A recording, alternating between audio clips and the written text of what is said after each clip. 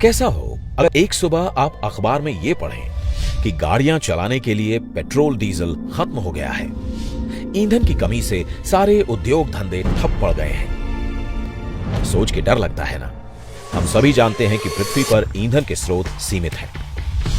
7.5% के लगभग के आर्थिक विकास वाले भारत में ईंधन की मांग दिन प्रतिदिन तेजी से बढ़ रही है, लेकिन ईंधन के आयात का बढ़ता खर्च, घटते पेट्रोलियम के स्रोत और पर्यावरण पर उठते सवाल देश के सामने चुनौती की तरह हैं। भारत के दूरदर्शी प्रधानमंत्री नरेंद्र मोदी ने इन्हीं समस्याओं को ध्यान में रखा और उन्होंने ईंधन के नए विकल्प बायोफ्यूल के इस्तेमाल पर जोर दिया।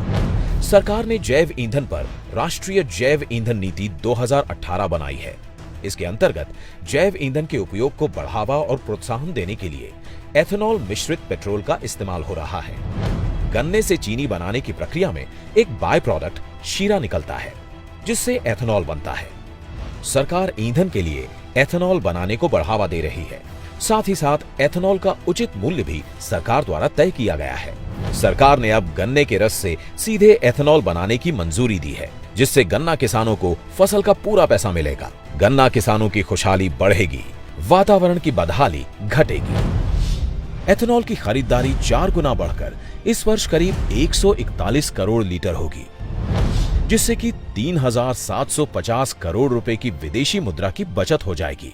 देश में एथेनॉल उत्पादन बढ़ाने के उद्देश्य से सरकार ने डिस्टिलरीज को सहायता देने की योजना शुरू की है, जिसमें 1,332 करोड़ रुपए के निवेश का लक्ष्य रखा गया है। भारतीय संस्थाओं द्वारा बायो एथेनॉल के उत्पादन के लिए सेकेंड जेनरेशन टेक्नोलॉजी का विकास किया गया है। इस टेक्नोलॉजी द्वारा कृषि अवशेष जैसे पराली, बांस, शहरों के कूड़े आदि, जिसे आज जलाकर नष्ट किया जाता है और जो पर्यावरण के साथ साथ स्वास्थ्य के लिए भी नुकसानदायक हैं, से भी बायो एथेनॉल का उत्पादन होगा।